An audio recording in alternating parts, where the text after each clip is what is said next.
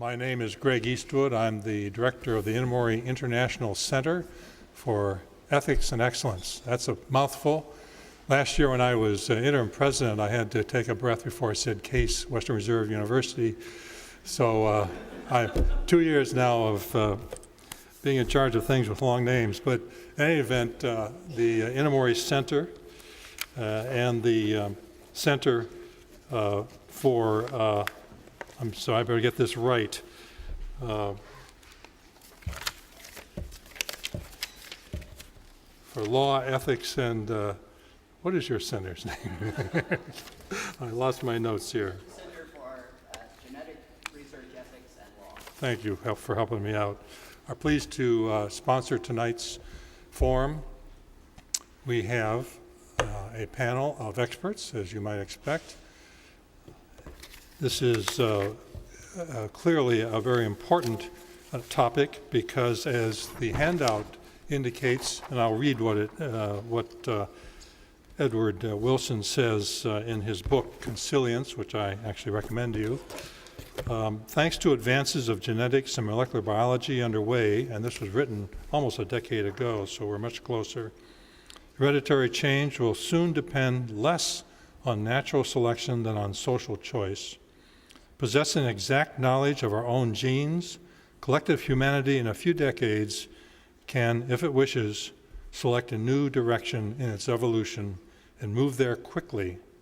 The prospect of this volitional evolution, a species deciding what to do about its own heredity, will present the most profound intellectual and ethical choices humanity has ever faced. And that's what we're going to talk about tonight.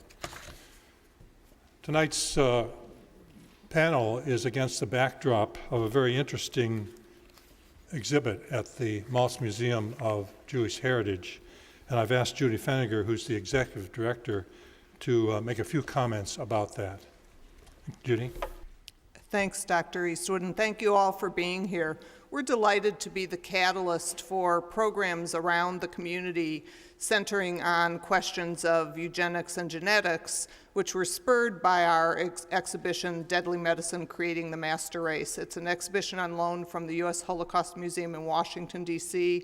It's at our museum in Beechwood through January 20th. If you haven't seen it, please come visit us. We developed a local component to that exhibition, Where Would You Draw the Line, which is 7 medical ethics questions, and those are on our website at maltzjewishmuseum.org. You can go and vote, or you can come and vote in the gallery. We've had more than 5,000 votes in about 7 weeks of the exhibition. And what we wanted to do when we brought Deadly Medicine to Cleveland was to spur just the kind of conversation and discussion and debate that this panel represents. Dr. Eastwood is on our advisory committee, and at one of our advisory committee meetings, we were talking about how do we continue the discussion, and with such a wealth of wonderful talent and experts in our town and on the Case campus, we said, this would be a great thing, and we so appreciate that Case did it. I want to mention particularly down in front here, our Director of Education, Linda Bender, is here, and several of our docents are here, and the best story is that at 3:30 this afternoon, I walked out to greet some visitors in our museum in Beechwood, and one of our docents, I said, well, I'm leaving to go downtown, and she said, where are you going? I told her, she said, I used to work in that building, I want to come, so some of them came down. So we're very eager to hear what the panel has to say tonight and also to hear your questions, and we really appreciate that you're all here. Thanks. We also have within this building in the District Museum, just upstairs, an exhibit that is related to the subject of the discussion this evening, and I've asked Jim Edmondson, who directs that museum, to tell us a little bit about that. Jim? We got a call from the Maltz Museum telling us they're going to have this traveling exhibit. We were very pleased, thought it was fascinating, because we had been involved in some of the development phase of that when the Holocaust Museum was trying to gather information.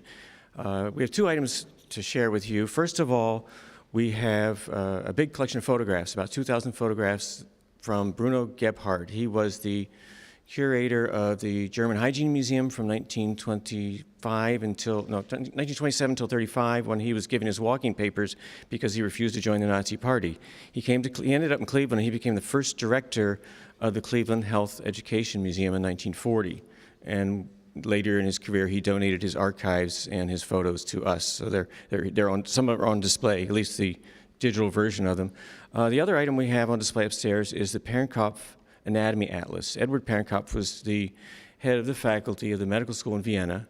He was also an anatomist, and his work is considered probably the premier work of anatomy in the 20th century. However, it's tainted by Nazi associations. He himself was a Nazi party member, and he purged the faculty at Vienna. I think about 2/3 of the faculty ended up leaving because they were deemed inappropriate to the party after the Anschluss and Austria became part of the Nazi Third Reich. So let me just show a couple images. Here we have Juno, the invisible woman, similar to what you'll see at the Maltz Museum. But in this case, you have Frick, who's the interior minister in charge of all policy related to health and medicine, in the light-colored uniform standing in front, and immediately to his right is Bruno Gebhardt as the curator, explaining to him the character of this exhibition. I mean, the anatomy drawings in the Parenkopf are considered marvelous and remarkable, but upon closer inspection, you do find some peculiar things. The artists themselves were members of the Nazi Party. Sometimes they signed their names straightforward. Other times they featured the rune or the lightning bolt form of SS in one man's name, and Dresser's name as on the right. And Lepier, or Lepier, he had his name and then Vienna, Wien, and he fashioned a swastika to join the two. So their empathies, their sympathies politically were shown up in their artwork. Gebhardt, here shown in 1948, as I say, was a longtime fixture in Cleveland. I guess I met him, but I don't remember ever conversing with him. I came here in 1981. Now I'm sorry I didn't take advantage of the opportunity. He fashioned exhibits of eugenics. Some of them came to America. There's an exhibit in Pasadena, California in 1934. The American Public Health Association had a meeting, and they invited the people at the German Hygiene Museum to bring an exhibit, and it traveled here. It featured who's better representing the master race but Adolf Hitler, his genealogy, his racial purity was presented. It also presented ways in which German society implemented measures to eradicate undesirables or the unfit from their society. They had a big opening where the Nazi Party would preside over it and co-opt science and the museum's mission for purposes of venerating and vaunting the Reich. And so here's all the Nazi dignitaries at a health museum exhibition opening. I don't imagine we could have conceived something like that here, but times were strange. And here again is Bruno Gebhardt showing Frick elements of the Wonder of Life exhibit that he curated there. And that's it. So I invite you at your leisure to come to the second floor of the Allen. In the center, there's a long display cabinet, and you'll see there the rest of the exhibit, and there's some explanatory labels that give some background. Anybody that wishes to come and look at other aspects of our collections, don't hesitate to contact us. You can Google Dittrich and get our contact information. And, of course, we have a regular open to the public museum, open from 8:30, 9 o'clock in the morning until 5 p.m., Monday through Friday. So, thank you. So what is contemporary 2007-2008 eugenics? Well, we thought maybe it would be our ability to manipulate, maybe even recreate the human genome and the implications that has, not only for eugenics, but maybe for our daily lives. And the way this is going to work, I'm going to first introduce the panelists, and then we will begin right away with a question. I will ask the first question. I might ask the second or even the third, but by that time, I hope that you have questions or comments. We welcome such, and we have 2 microphones on either side in front of each aisle. And so that's the way we'll drive this tonight, off of your questions. So these panelists, they're experts. They can cover almost everything. And if one can't, the others, one of the panelists will. And then we'll see what we come up with at the end of the hour or so that we have for us. To my immediate left is Eric Jungst, and he is a professor in the Department of Bioethics, also has an appointment in oncology. He has research interests in conceptual and ethical issues raised by the new advances in human genetics and biotechnology. From 1990 to 1994, he was the first chief of the Ethical, Legal, and Social Implications branch of the National Center for Human Genome Research at the NIH, National Institute of Health. He currently serves on the National Council for Human Genome Research at the NIH, the Bioethics Advisory Committee for NASA, the National Ethics Committee for the March of Dimes, the Ethics Committee of the American Society for Human Gene Therapy, and editorial boards of a number of publications. Next is Max Mellman. He's the Arthur E. Burseos Professor of Law and Director of the Law Medicine Center in our Case School of Law. He's also Professor of Biomedical Ethics in the School of Medicine. Before joining our faculty in 1984, Professor Mellman practiced law with Arnold and Porter in Washington, D.C. So we have someone who's been in what people conventionally call the real world, although I think the real world is everywhere. He is the co-author of Access to the Genome, The Challenge of Equality, co-editor with Tom Murray of the Encyclopedia of Ethical, Legal, and Policy Issues in Biotechnology, co-author of Genetics, Ethics, Law, and Policy, which is the first case book on genetics and law, now in its second edition. He's also the author of Wonder Genes, Genetic Enhancement and the Future of Society, published in 2003. He's also the principal investigator on a grant from the NIH. And then to my far left is Georgia Wiesner, MD. We had a little confusion, my fault. I know that she practices medicine, but we had her misassigned as a PhD. In these environments, whether that's a promotion or demotion, I don't know. But in any event, Dr. Wiesner is an MD. She's the director of University Hospitals Case Medical Center's Center for Human Genetics. She's tenured in the Department of Genetics and is board certified in medical genetics and internal medicine. She's also a faculty member of the Department of Bioethics Center for Genetics, Ethics, and Law that Dr. Jungst directs. She has personally evaluated over 2,000 Ohio families for cancer risk assessment and testing for cancer. Her primary research focuses in the genetics of colon cancer and the translation of genetic testing into clinical practice. She leads a team of experts in designing and building a computerized cancer risk assessment tool called GREAT, G-R-E-A-T, that stands for Genetic Risk Easy Assessment Tool. So, let's begin. And let me ask a simple one first, so we can establish sort of a fundamental understanding of where we are in this area. What is the current capability of science and technology in detecting abnormal genes? Also, what are the current options in responding to detecting abnormal genes, that is, correcting these abnormalities? And I don't know who would be best able to do that, but I assume it would be Dr. Wiesner. First of all, let me just say I'm so gratified to see so many people here and wanting to be part of a conversation that involves genetics and how we think of genetics and how we think about building a future using genetic tools. I actually think this is a really good question to start with because the answer is not good enough. So the question really is how well are we able to identify abnormal genetic markers and apply them? And what we do know is that they're what we call major genes that can cause a very, very large effect, can cause disease that's readily understandable, relatively easy to identify. And using genetic tools, it is easy to go through the process of testing. What I've just described to you, though, is really the minority of our abilities to understand disease and understand health. So it's a little bit like the tip of the iceberg.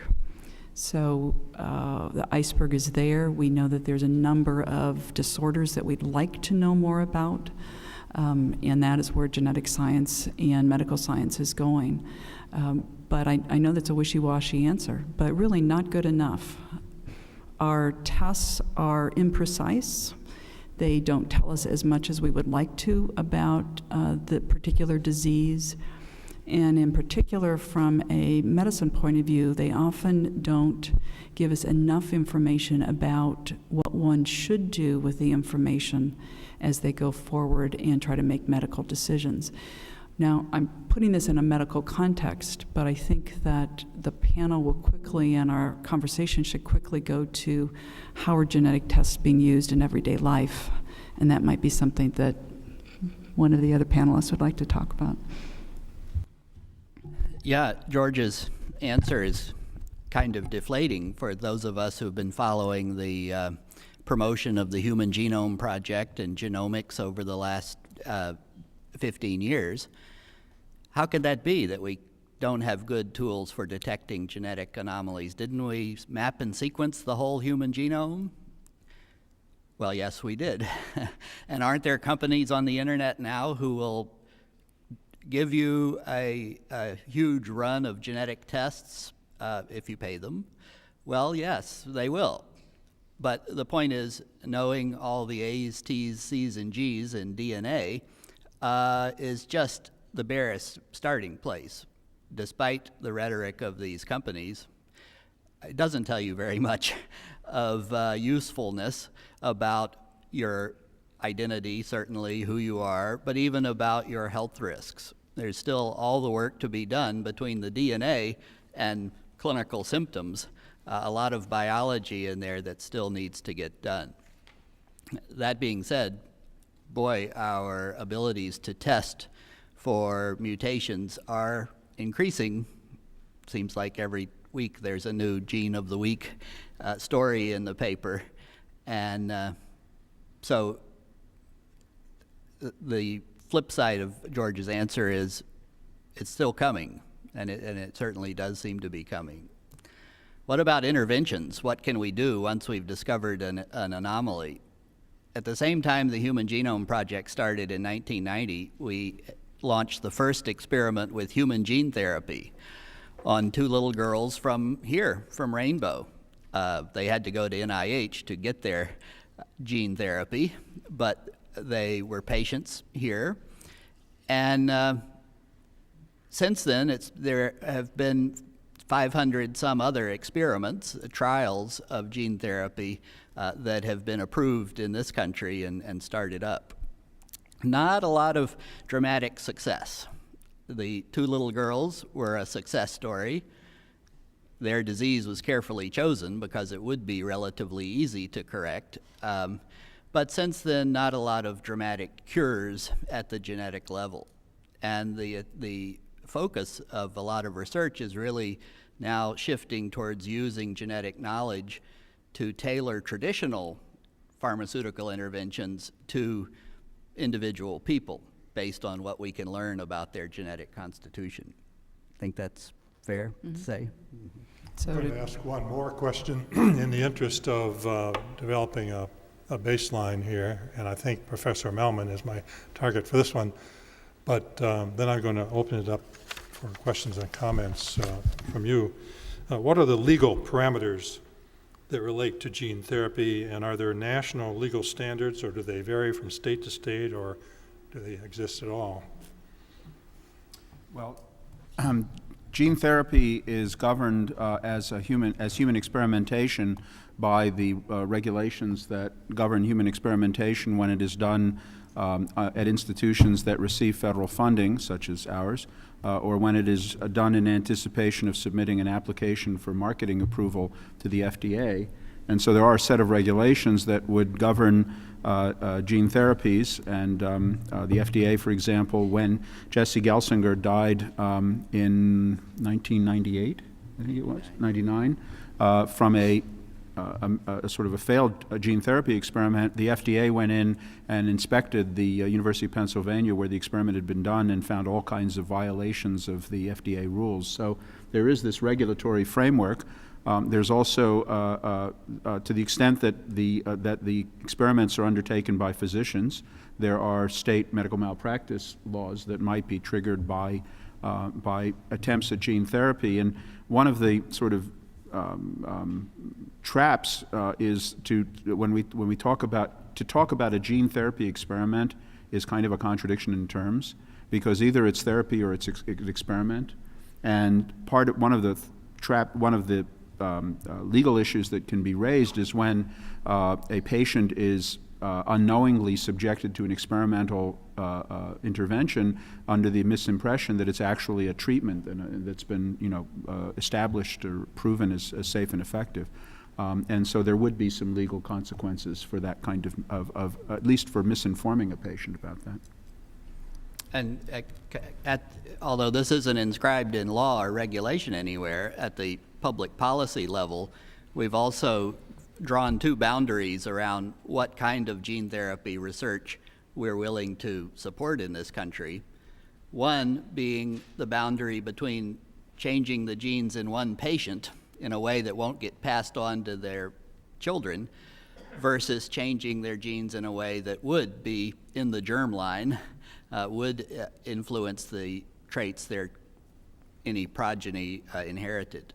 So we said we don't want to go into the germline. We'll only look at protocols that are limited to the patient at hand.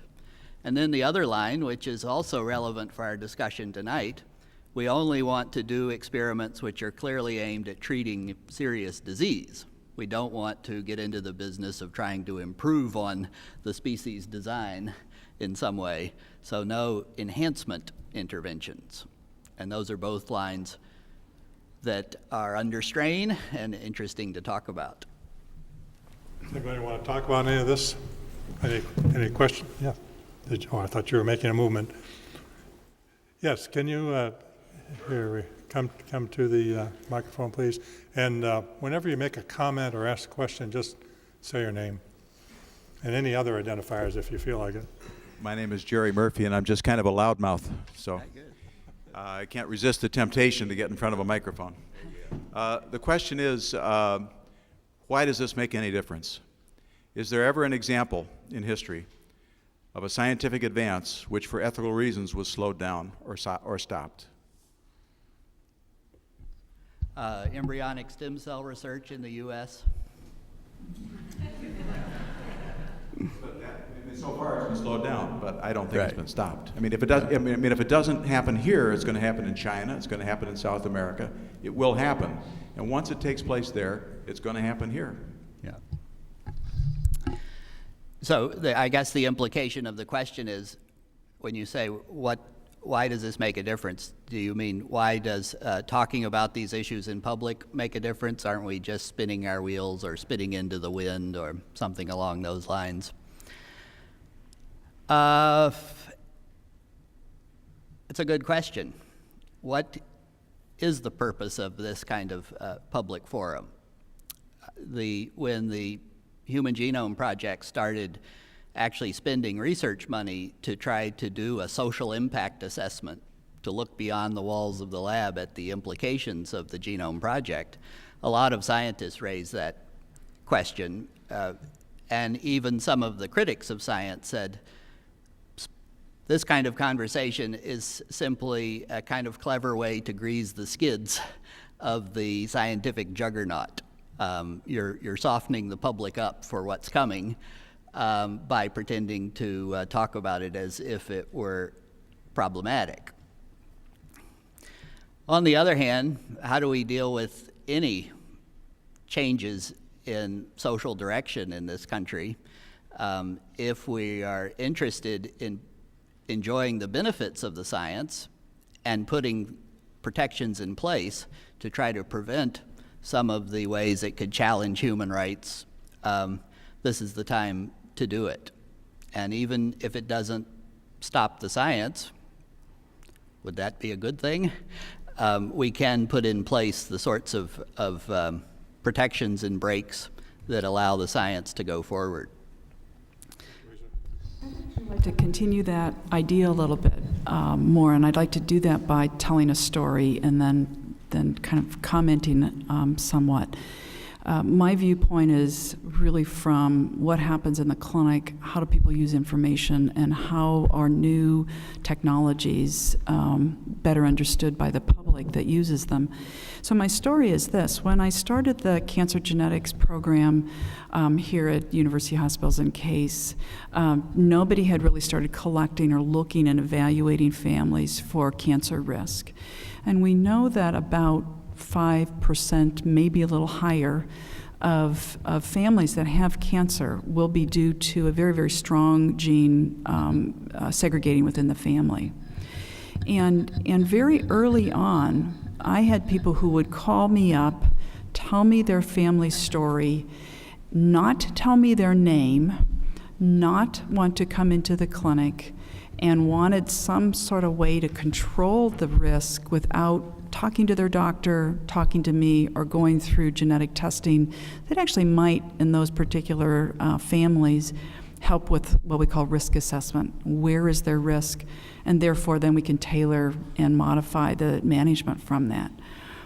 That idea and concern about genes and gene testing is very, very important that everyone understand.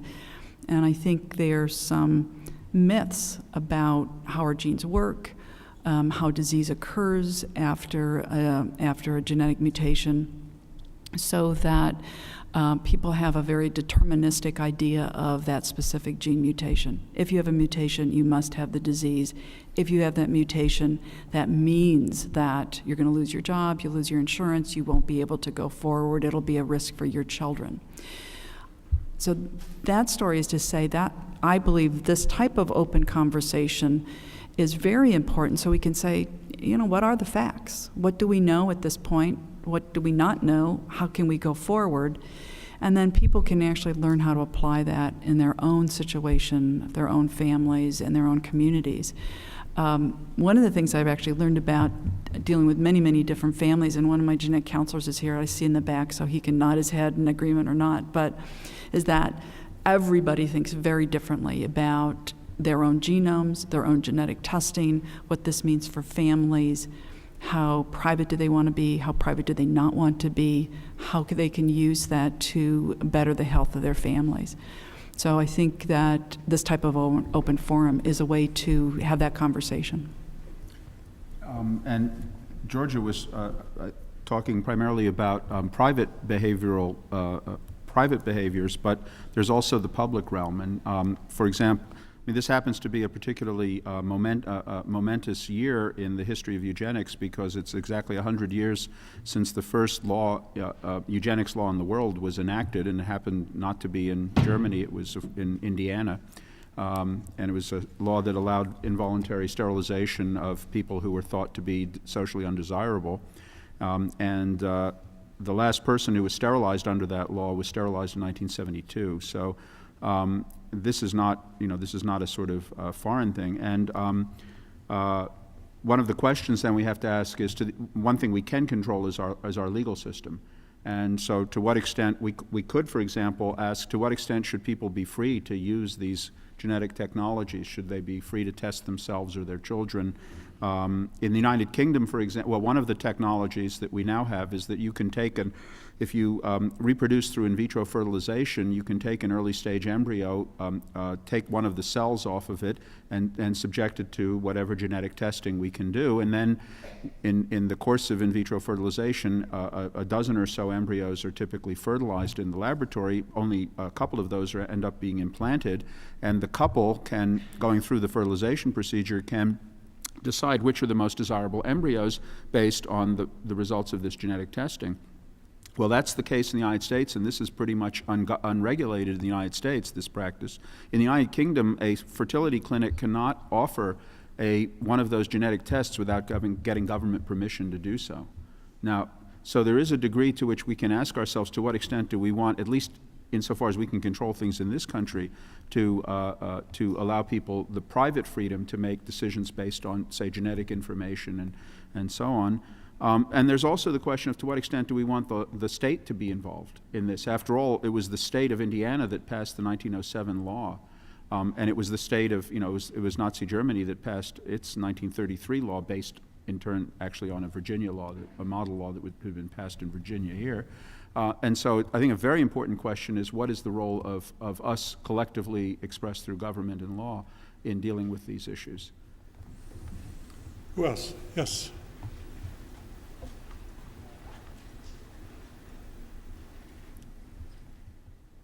My name is Elizabeth Phillips. I'm a first-year medical student here at Case, and I was hoping that the panel might be able to comment on, as we learn more about human genetic variation, do you think that that information is going to reaffirm some of the social and racial categorizations that have historically existed in this country and around the world, or dissemble those groups? And what potential exists for future discrimination as we further elucidate genomic difference? I love that question, but I'm going to have Dr. Young start off. Oh, It's one of our thanks. it's one of our programs, one of your programs. Well, I think the answer is that it depends on how we frame that genetic research. If the question is, will it reinforce existing social categories or social perceptions, it depends. If we let it, it will. And if we go set up our studies of human genetic variation by binning people in, categorizing people into the bins that we've traditionally used for social and political purposes, the results will, for a long time at least, look like, yes, in fact, the genetic variation also falls into these categories. Eventually, the population geneticists tell us it's all a wash. We're much smaller and homogeneous a species genetically than even our closest kin in the primates, and there's not a good way to draw lines around different human groups at the genetic level. But there are powerful reasons to want to continue to use the social categories that we live with for organizing the science. If you want to address health disparities, for example, and the health disparities are created by those social categories, those are the categories you'll use in trying to push the science forward. So it's a two-edged sword, I think. I think in the short run, you will see stories about different groups. In the US, our favorite set of categories are the races. But in other parts of the world, it could be castes in India or tribes in other places saying, aha, genetics has finally determined the Brahmin caste is different in this or that way than the untouchable caste. That's why we need the anti-discrimination protections to prevent those preliminary kind of crude scientific conclusions from actually adding to people's burden in the social sphere. Yeah, I'm going to respond more to the second part of your question, and that is that the broadest genetic anti-discrimination law in the country, I think, is New Jersey's, and it prohibits the use of genetic information for unlawful discrimination. And the point is that it's not discrimination alone, it's unlawful discrimination. And this is what makes this area so troubling, and that is this. There are certain differences between people, differences like race, religion, national origin, which we believe and firmly believe do not correlate with ability, intelligence, desert, in the sense of merit, and so on. But when it comes to genetic differences, those might. And because, I have a colleague in the law school who genetically probably has a photographic memory, and it's amazing what he can do that I can't. We are not the same in that sense, and it was probably a genetic mutation or a number of them that gave him that ability.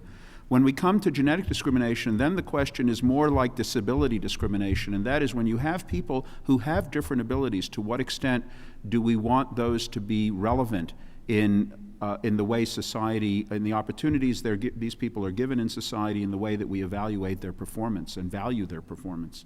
So it's really, it's very different from racial discrimination in that sense, and in my view, it's very much more complicated, if you will, even than other kinds of discrimination, because it can come with a true differences between people in their abilities, performance, appearance, and so on. Now, the real risk, though, is that we mistakenly think we know something that we don't. And to me, that's the most insidious form of discrimination, and that is, well, we have this test and we misinterpret it, or we overinterpret it to mean something, and then we don't let people do something because we think they can't or shouldn't, when in fact the test doesn't say anything of the sort. And that seems to me to be the most insidious kind of discrimination that we have to be careful about. Other comments? Mano, and then. My question is about your comment about the germline, that we treat diseases but not interfere with the germline. But I was just wondering, if somebody has a genetic disease, you treat that and cure that, but if it's something that's heritable, then you'd have to treat the descendants as well, because they have a chance of getting it, so you'd have to keep treating them. Whereas if you affected the germline, that may not be necessary. So is there a problem with that? Well, that is the argument that's putting strain on this traditional policy boundary. I mean, we've always said, in the shadow of the eugenics movement, messing with the human germline, messing with trying to direct evolution is not what we're up to here in medicine. We're just curing individuals' diseases. But you can imagine when the day comes when we can do gene therapy for Huntington's disease or cystic fibrosis, families are going to say, why in the world would we want to keep bringing our children in for treatment when we could do it once and for all in our family in the germline? And bear in mind that, that there are ways that we are affecting the germline all the time. A good example is the campaign to stamp out Tay-Sachs disease in Ashkenazic Jewish communities, where there are community systems set up so that two people who are both carriers for this recessive gene are simply not permitted by the governing rabbi to marry, and therefore to reproduce, and therefore to pass the trait on to the next generation. That's a form of germline genetic engineering. It's just not as sort of interventionist, if you will, is actually going in and manipulating the DNA itself. The question, I guess, is from an ethical standpoint. I mean, I can understand from a safety and a sort of a scientific standpoint, we might say, well, we're a lot more familiar with how that works and the pros and cons than we would be of going in and trying to tinker with somebody's DNA. But from an ethical standpoint, other than that one, it becomes really hard, I think, to draw the line. So do you think? Well, as I'm kind of sitting and listening to this, it seems like there's a number of conflicts within the way medicine works and with the way society works. And looking at our genes again, we have an idea of a genetic marker as being entirely deterministic. And there are going to be a few disorders that really are deterministic. You have that particular marker, then there is going to be a disease. But that is really not the case for most of our development, the way we look, the way we think, the way we behave. And for most disorders that are common within adulthood do not behave that way. So I think that in general you could say, here's a terrible disease. Is there a way to engineer this out of society? And then can we apply that larger to all diseases? The answer to that is no. I don't think we have enough information to do that, and then I think we've got a lot of ethical issues about that. But to get back to the question about our human variation and what does that tell us about ourselves as humans, I think it still gets back to we don't have enough information. And the types of studies that were done, involuntary sterilization, for example, were predicated on a scientific idea that was just wrong. And they were wrong because they didn't have enough information to do that. So not only was it poor policy and bad ethics from a scientific and medical standpoint, it was incorrect. And so I think we have to be careful about what is the science really telling us, and then being able to make some policy decisions from that. Sometimes the two are not the same. So let me give you an example. In my work, I try very hard to discriminate between people. In medicine, doctors discriminate. We try to tell the difference between one set of population of patients and another so that we can provide the best care. So we use our discriminatory abilities all the time. I think it depends on how those are used and are they put in a wider policy context, and is there an underlying way that information is used that is detrimental for patients and detrimental for the population. And I don't know where that's going at this point, because I think that our ethnic differences are a construct socially and not necessarily one on our variation as we understand it genetically. Eric, why don't you have one brief comment, then we'll get, because we've got some questions waiting here. I just wanted to pick up on Max's allusion to this Tay-Sachs control program and ask him, is that eugenics? Speaking of eugenics, a eugenic policy, let's see, controlling the breeding, the mating of human beings in order to try to change the frequency of a gene in a population.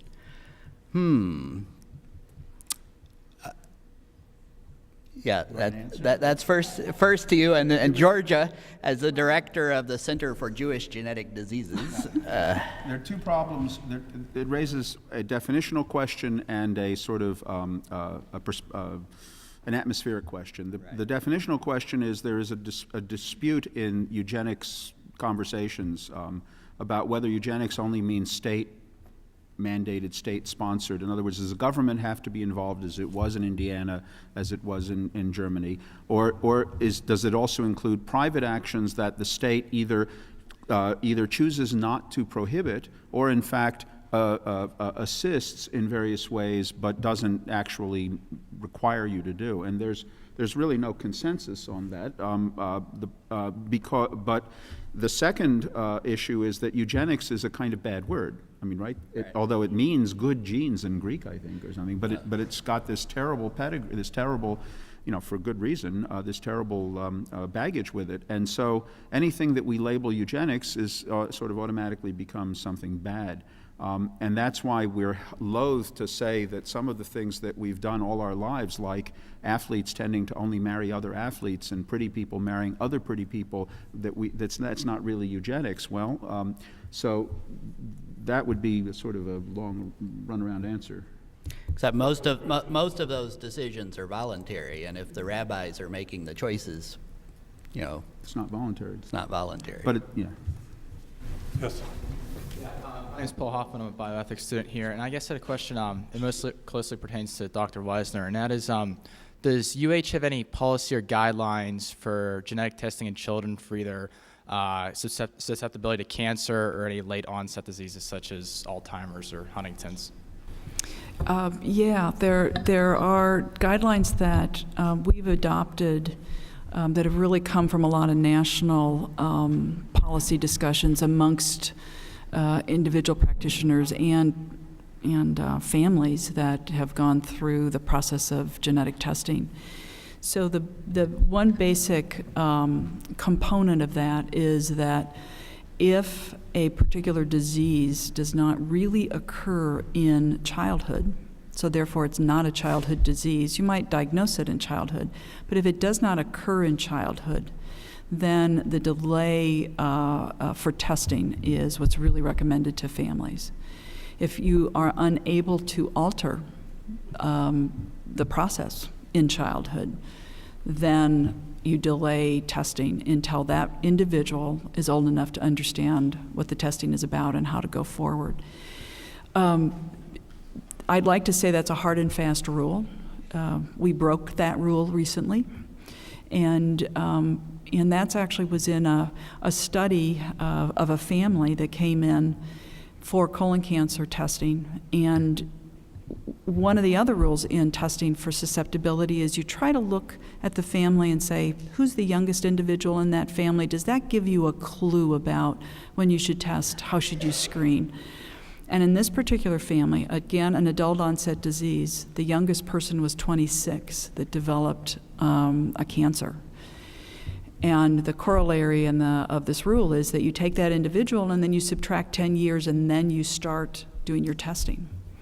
So if we did that rule, then we were definitely in the teenage years and definitely in an age that would have been considered limited before. So how we approach that in the center is we actually talk about it and see if that makes sense. We talk to the families about what the issues are. And then these particular children were of an age of ascent, so they could say, did they want to go along with it or not? So what I've just described to you is really kind of a complicated set of guidelines that really have to be applied for an individual person, an individual family as you go forward. We've actually had some family members, though, who've been uncomfortable with that and have wanted to know what the status of their children are, their genetic status of their children are. And they have asked, well, can I just have their blood drawn and send off the test without telling them? So I'd like to have you think about how to handle that particular problem. Next. Yeah, I just want to go back. We keep sort of flopping back and forth. I want to go back to something Georgia sort of suggested in her previous comment, and she's when she points out what how little we or know, or how little predictive value some of the genetic tests that we now have really have, because of the complexity of the illnesses and their relation to genetic factors. And it could suggest to us that the problem is that this is when science gets it wrong, and when we try to do public policy on the basis of bad science. Carrie Buck, the victim in the plaintiff, supposed plaintiff in the Buck versus Bell case. I assume you've all heard of that famous case where the Supreme Court of the United States in 1927 said that eugenic sterilization was just dandy in this country, and she was supposedly feeble-minded, but that turned out to be nothing of the sort. She was a rape victim and was in an institution because she'd been put there by a foster family that didn't want the social stigma of having had their nephew rape her. And we know that the Nazis got the science wrong, because we know that Jews are better than Nazis. But when it comes to, the real problem is what happens when science gets it right. And so the real interesting implication is of what Georgia might be saying is, it's eugenics is bad when it's not based on sound science. But the question is, what if it is based on sound science? And so that to me is what really keeps me up late at night. I actually didn't say eugenics was bad only if it was based on. Okay, thank you. Let's be thinking about these. There's a question right over here.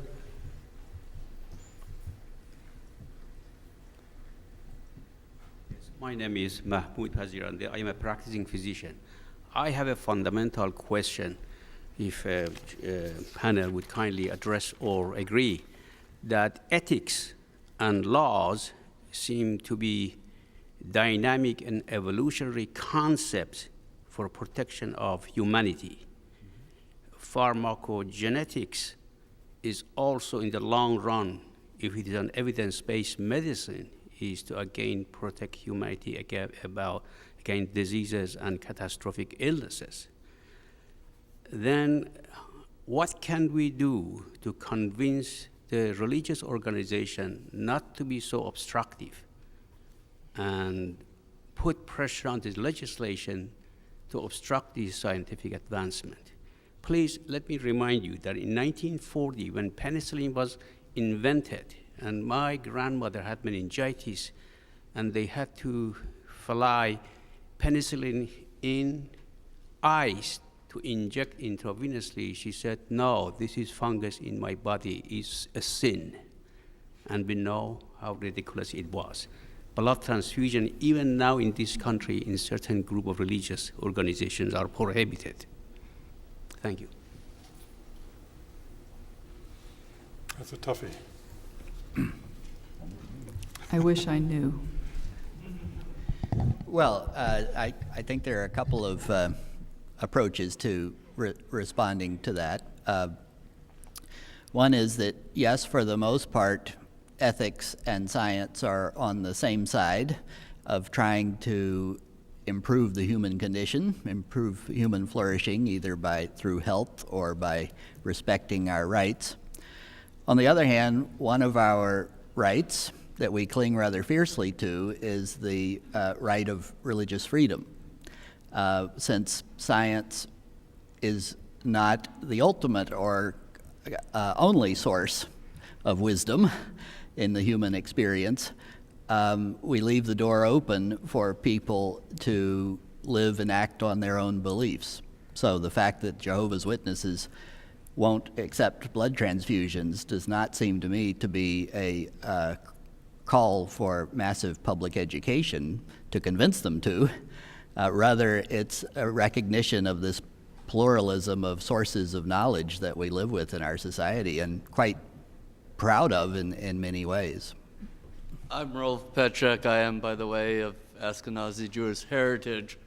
I'd like to point out that keeping people who are heterozygous and recessive for a disease from marrying each other, in fact, I think does not improve the germline, but makes it worse, because, of course, these people ordinarily would marry and have children who died, and that is how we would ordinarily get rid of these diseases in the germline. So as far as I can see, this policy is dysgenetics, not eugenics. And I guess in this conversation of does the science get it right, it seems to me that for evolution seems to happen, at least in part, not by always getting better, but by going through places that are worse. It has, in fact, I think, been suggested that Tay-Sachs and various other diseases of Ashkenazi Jews are somehow related to their having been under great pressure to be very analytic. But they do have, of course, obvious negative consequences, and I'm wondering if you could discuss, and I mean, you know, there are other examples. Well, I mean, what's it called? Sickle cell anemia, yes, and the one that's doing malaria in China, which is different and better. And I'm wondering if you could comment on eugenetics in this context.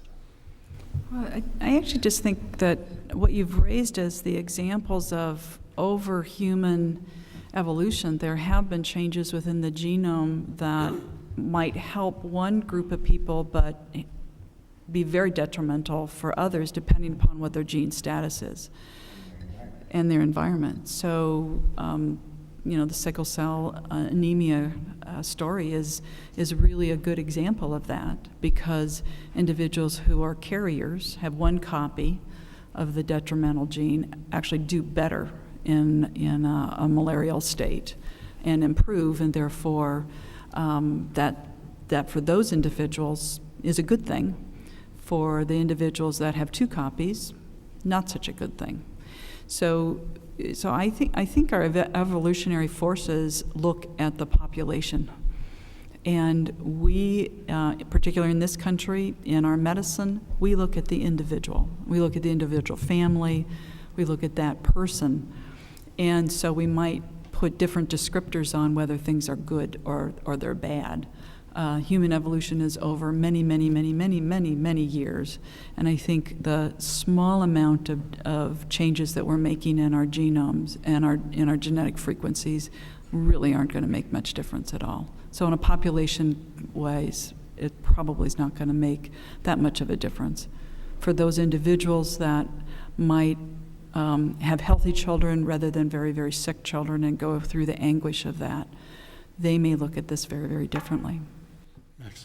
I just want to point out another very profound point that Georgia made, and that is that medicine looks at the individual.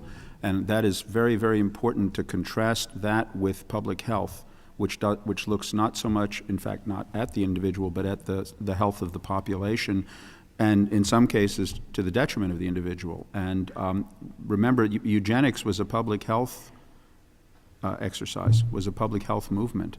And the tension between the respect for the individual that characterizes the fundamental ethic of medicine and the concern for the group, which characterizes the public health model, is one of the great tensions that is at work here when we talk about, what is, modern eugenics, what is eugenics in 2007. I'd like to ask a question. Well, Mano raised the question on that border you listed between germline and otherwise. I'd like to explore the other hard line or the other line you mentioned, and actually discuss whether it was hard. And it also relates to this discussion that's just been going on here, namely that one person's cure might be another person's enhancement. Right. And you raised the line between cure and enhancement. A non-genetic situation where that's playing out right now in public discussion is deafness. When children are born with deafness, does one have a cochlear implant or not? There are some people who think that is a cure of something. There are other people who feel that that's destroying a culture that exists among deaf people. But for example, when say schizophrenia is found to be curable in some sense by genetic intervention, possibly at the childhood level or possibly at the fetal level, or a mild autism. Quite often people who are mildly, well, let's call it the spectrum, whatever that means, mildly autistic, consider it part of their personality and actually would not want to get rid of it when you ask them because they think it enhances them in other ways. So is that under discussion? How is that going to be solved? That's also a question of society versus the individual. How does that all play out? It's a good question, and I'm with you. I'm skeptical of the utility of the distinction between therapy and enhancement as a policy tool because it is relativistic in that way. You can use the same intervention to try to cure a disease or in a healthy person to try to improve them in some way. And as long as we are developing the interventions under the mantle of biomedicine, the grant applications to NIH are never going to say, I'm interested in improving the human species. They're going to say, I'm interested in addressing this dire disease. Then we can use the same intervention off-label, as it were. So we need to do more than simply try to draw that line in the regulatory sphere. I think the big loophole in our conceptual scheme is the category of prevention. Think of all the wonderful things we could do to improve the human body in the name of preventing diseases that are coming in the future. In fact, this is already a category, one of the largest categories of gene therapy protocols, of experiments, are the so-called cancer vaccination protocols, which are designed to genetically upgrade your immune system to seek out and destroy cancer cells better. Well, it's an upgrade, it's an enhancement in some way, but who wouldn't want that? I don't think that on an individual level, too many people are going to get upset about turning out a more resistant to cancer human being. So I think we need to look beyond the distinction at the real worries that the distinction is flagging, and those primarily have to do with using these genetic tools to exacerbate the social divides we already try to deal with. Hi, I'm Dan Ornt from the School of Medicine. I'd like to thank Dr. Eastwood for his efforts in organizing this symposium, and delighted to see the turnout. I came in late, so I apologize if you discussed this already, but there's this whole issue of where we can intervene with in utero testing that is an interesting and very tough issue. Obviously involves question of termination of pregnancy or not. And Dr. Wiesner mentioned diseases that are diagnosed very late, and I'm a nephrologist, so we all thought this was terrific when the gene for polycystic kidney disease, a disease that causes end-stage kidney disease, usually in the 40s gets discovered, and when in utero testing was available for this, but we've been all very impressed that the interest in this from the public has been almost zero, and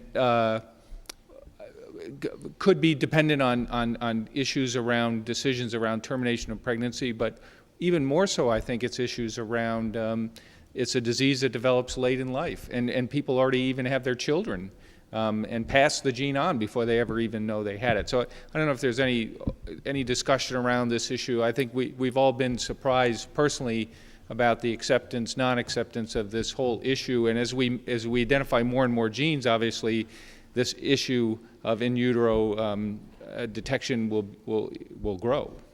Well, and the capabilities right now and the technologies for to identify potential fetuses at risk are only getting better, more precise, and easier to accomplish from a technical medical standpoint. I think it gets back to the idea of how do people and an individual just really kind of understand their needs to improve their children, or what sort of life do they in fact want to lead. I'm thinking about the many couples that we've seen that are from the Amish community, in which a diagnosis has been made of fairly tough disorders, that in that particular community, abortion is not done, early termination is not done for other family members, and there's a wide acceptance of whatever the child's disability is. And I'll contrast that with a hypothetical two-physician-led family that knows a lot about technology and about what they might want out of their children and their eventual children. So people will think about these issues very differently. But in general, parents are most concerned about those particular traits that are going to limit their children intellectually and limit them on a physical disability standpoint. So those are the issues, and those are the disorders that mostly people will think about in a prenatal sense versus later. It's the same sort of thing that we've been seeing with people in cancer susceptibility syndromes. We really don't have this big push to find this out in the prenatal area. We're beyond the hour. This is what's going to happen. Max is going to respond to this. We have 2 questions more to go. If you need to leave, please do that. But you can see the end is in sight if you don't need to leave. Max? Okay, so in utero testing raises the problem of abortion and all of the ethical issues that raises, religious issues that raises. But how about if instead of in utero testing, what we did was we had every child who was born tested for that trait, polycystic kidney disease, and told the parents so that they could take that into consideration in deciding whether to have another child, or indeed if to have another child, they would want to do it through some process like pre-implantation genetic diagnosis and in vitro fertilization, so they could choose not to implant the affected embryos. How about if we did that? I mean, and well, it's just interesting because many of these parents already know they have PKD in advance of having, conceiving and having children. Because they're old enough to have become symptomatic? To know that, and they had many of them. Most of these are, mutations obviously have been sent down, so they had parents who had disease. I think sometimes the genetic trait is in a parent that's having a difficulty with a particular disorder, that if it is in that parent and they feel confident about themselves, it's the disease they're having problems with. That particular situation sometimes is more difficult to think about in terms of aborting a fetus that might be just like the parent. One example that we use a lot in genetics, which is a very true example, is that for people that have achondroplasia, which is a dwarfing syndrome, very often will marry other people with achondroplasia, and very often will choose to have children who are like themselves, i.e. with the dwarfing syndrome, rather than having children who could be of normal stature. So I think a lot of how we think about our genes and our family is a very, I'm going to say almost primitive, deep down sense of who we are. Another and I don't think we question, understand that well. Did you have a question? Yeah. The penultimate question. Let's take a step back in time. Would any of us have been amazed that the world of science was changing when we realized that there was circulation in the body, or when radiation was discovered as the be-all and end-all for all diseases and all entities, or the use of the atomic radiation post in the nuclear age treating children with leukemias, with total body radiation. I mean, was that something that put us back and caused us to go to the legal authority to decide what we could do or not? Just a small comment. I was interested in Dr. Mailman's definition of the New Jersey laws that said that anything which is against the law is illegal. If I remember what you said, that is the story, that it's the laws of New Jersey which should not be broken. The reality is we don't have national policies, and we certainly don't have international policies. We provide or we impose public health guidelines on other populations, whether it's testing for drugs in the African population, or exporting our miraculous cures around the world, or paying for a scientist to do some experimentation to get a paper produced as opposed to producing new knowledge. And we do that around the world. The question is Star Trek. Are we required to negate the Prime Directive? Anybody remember the Prime Directive? I was hoping Dr. Starkman was here, and he would tell you that the Prime Directive is still alive and well. And that's the question. It's not just public health. What is our, if we are, let's say, the enlightened beings of this portion of the world, what is our obligation not, or to prevent those unholy words of natural selection defined by Charles Darwin? And I applaud the person who asked the question about Ashkenazi Jews in Israel and so forth, and I'm an Orthodox Ashkenazi Jew. I would say that you don't have to choose that particular law. This is not the Dark Ages in Europe when you would be put to death, or some other place in the world. But the reality is, do we consider that when we make our laws for us as to whether or not it's changing a direction of the world per se? Are there populations that should not get biologic intervention? And I define that as vaccinations as well. That's biologic intervention. I think so. Do vaccinations per se change our genetic makeup in any way? Maybe not this generation, but the next. What is our role in defining the rest of the world's public health issues? And I would say that we should be humble. We should step back a little bit. Whoever the enlightened, whatever definition you want. And by the way, I don't have a definition for eugenics. Would you be willing to sort of restate your question? My question is simple. To what extent should we, or are we allowed to interfere with the health of the rest of the world who's not as enlightened as us? Anyone want to handle that? Or we leave it? I think it's a great rhetorical question. I don't know what to say, but. Maybe we'd have one more question, Tom. I'm Tom Mortimer, and I can imagine that there would be a mental disorder that would have a genetic underpinning, and that underpinning would be rectifiable through gene therapy.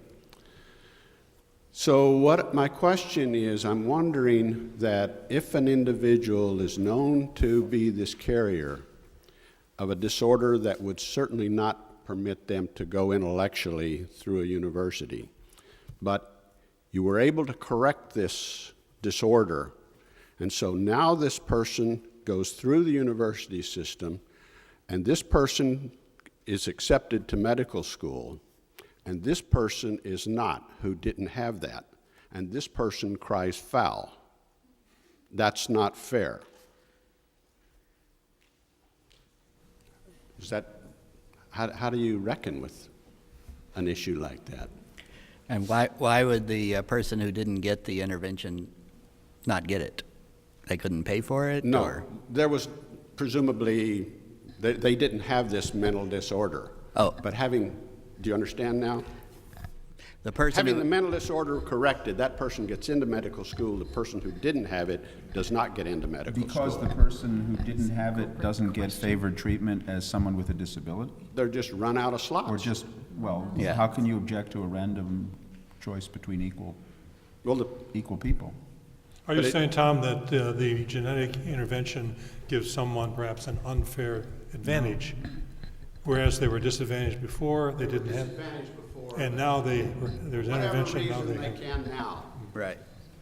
Well, I think that we don't see healthy medical students making the same case about their disabled peers when they get into medical school now on the strength of their wheelchair or their prostheses or other medical aids.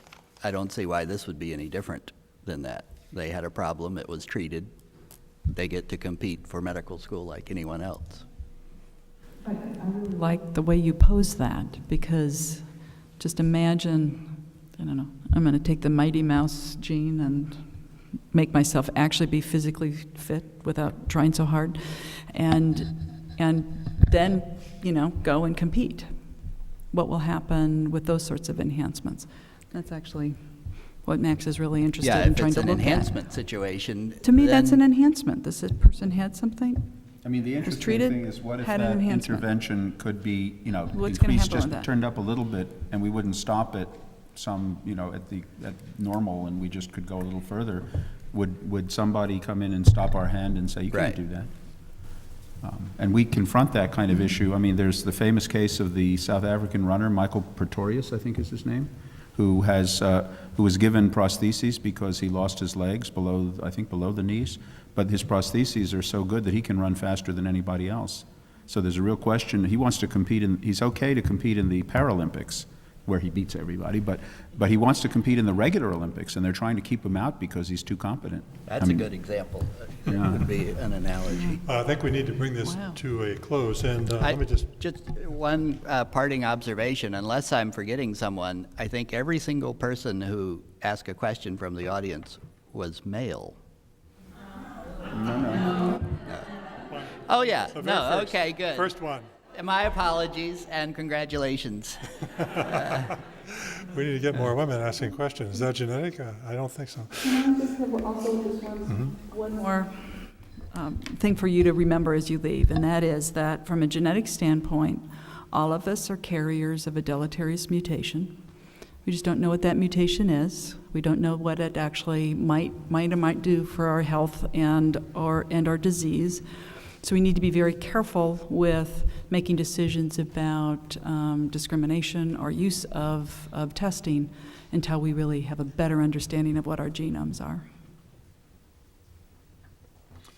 Well, we've talked a lot about a lot of different things tonight, and one thing we did not talk about, although we edged on it, is who has a right to know what our genome says. That deleterious mutation, maybe we have a right to know, but what about our spouse, or about our insurance company, or if you're employed by this university, does the university have a right to know?